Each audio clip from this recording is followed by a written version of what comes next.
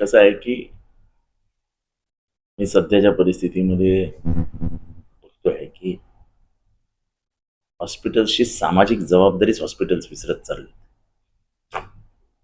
फक्त अर्थकारण आणि या क्षेत्राचं झालेलं व्यापारीकरण यामुळे डॉक्टर्स वैद्यकीय क्षेत्राचं जे पुण्याचं काम, तुमची आर्थिक तोटा सहन करून कोणी मला काम करायला सांगत, त्याच्यातली जी सामाजिक जबाबदारी ती ओळखायला तर लोक हळूहळू विसरायला लागले. म्हणूनच ते भिसे प्रकरण झालं. अत्यंत दुर्दैवी आहे. एखाद्यावरती ठीक आहे, पैसे भरेल ना, कुठे पळून जातो का? काय झालं ते माणुसकीला धरून नाही. आणि हे महाराष्ट्रात अनेक हॉस्पिटल्समध्ये चालतं. आमचा संबंध राजकारणात असल्यामुळे जास्त येतो हॉस्पिटल्सशी. ज्या पद्धतीने एकंदर बघा, म्हणजे या व्यवसायातला जो दृष्टिकोन झालाय लोक बघण्याचा, एकदम तिटकारा येईल असा दृष्टिकोन, आणि हे काही योग्य नाही असं माझं मत आहे, माझं स्वतःचं मत आहे.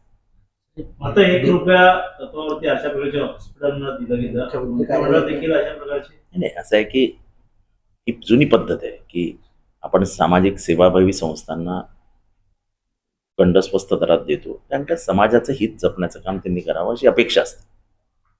आणि हे केलंय, असं नाही की लोकांनी केलं नाही. आता बदललेल्या परिस्थितीत लोकांचा दृष्टिकोन बदललाय. म्हणजे ज्या हॉस्पिटल्सना ₹1 अशा अनेक हॉस्पिटल्स महाराष्ट्रात आहेत. हेच हॉस्पिटल नाही आहे, अनेक हॉस्पिटल्सना असे ₹1 तुम्ही भूखंड दिलेले आहेत. अत्यंत चांगलं काम करतात. तर मी का असं वागले मागच्या आठवड्यात हे अनाकलनीय, म्हणजे काही समजायला मार्गच नाही.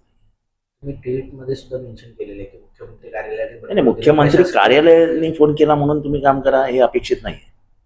तुम्ही काम करा हे अपेक्षित आहे. मुख्यमंत्री कार्यालयाने सांगून तुम्ही घाबरून काम करायला पाहिजे. तेही तुम्ही घाबरणं सोडलंय, हेचं आश्चर्य वाटतं.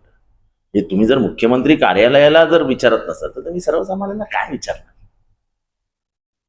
सर्वसामान्यांना विचारण्याची पद्धतच संपली.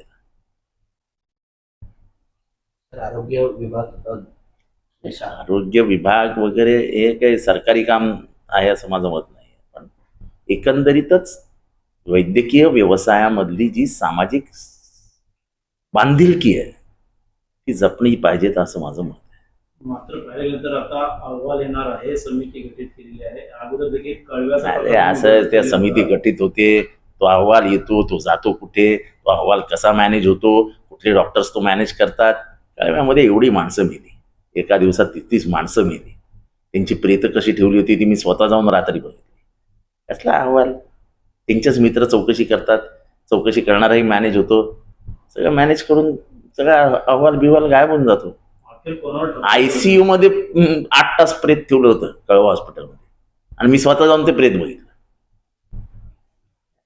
काही फायदा नाही या असं, म्हणजे चौकशी बिवकशी हे होता नसतं. असं होतं, मात्र असा ठपका कोणावर लागेल की एकंदरीत कोणावरही ठपका लागणार नाही. याच्यात सगळे निर्दोष सुटतील. गेलेली काही ती लहान बालकं आणि त्या कुटुंबाला झालेल्या यातनांची परतफेड काय होऊ शकत नाही, आणि याला काय अर्थ नसतो.